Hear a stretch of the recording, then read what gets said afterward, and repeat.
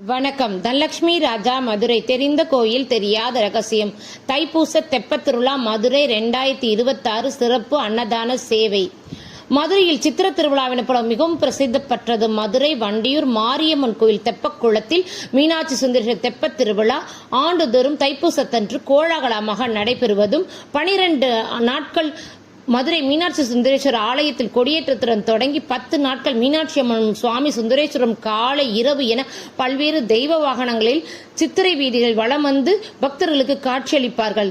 தெப்பத் திருவிழாவை முன்னிட்டு திருவிளையாடலில் ஒன்றான சிவபெருமான் நிகழ்த்திய வலைவீசிய படலம் நடைபெறுவதும், தைப்பூச திருவிழாவினின்று 11ஆம் நாள் விவசாயத்தின் மேன்மையை வலியுறுத்தி மதுரை சிந்தாமணி எனும் கிராமத்தில் கதிரறுப்பு வைபவம், மறுநாள் 1-2-2026 தைப்பூச அன்று அதிகாலை மீனாட்சி அம்மன் சுந்தரேஸ்வரர் நகர்வலம் வந்து மதுரை வண்டியூர் மாரியம்மன் தெப்பக்குளத்தில் அருகில் உள்ள அருள்மிகு முக்தீஸ்வரர் திருக்கோயில் வந்தடைவார்கள்.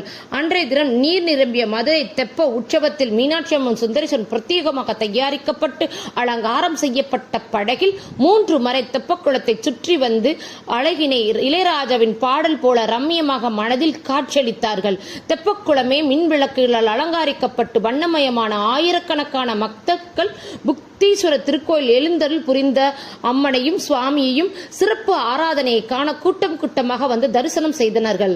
மீனாட்சி சுந்தரேஸ்வரர் திருக்கோயில் இருந்த அதிகாலை சுவாமி அம்பாள் புறப்பாடு காரணமாக அன்றைய தினம் நடைசாத்தப்படும் என்பதும், இந்த ஒரு உற்சவத்தில் தான் சுந்தரேஸ்வரோட அதிகப்படியான ஒரு வாகனத்தில் அம்பாள் மீனாட்சி, ஔதா தொட்டில் என்னும் வெள்ளி சிம்ம வாகனத்தில் மீனாட்சி அம்மனை மகாராணியாக பிரதானப்படுத்தியும், தைப்பூச தெப்பத் திருவிழா தேரின் வடம் பிடிக்கும் உரிமையானது அப்பகுதியில் உள்ள அனுப்பானடி ஏரியாவை சேர்ந்த தாழ்த்தப்பட்ட மக்களுக்கே வழங்கப்படுவது என்பதும், ஆண்டாண்டு காலமாக பாரம்பரியமாக முறையுடன் தொன்மையும் பழமையும் மாறாமல் இன்றும் சிறப்புடன் நடைபெறுகிறது.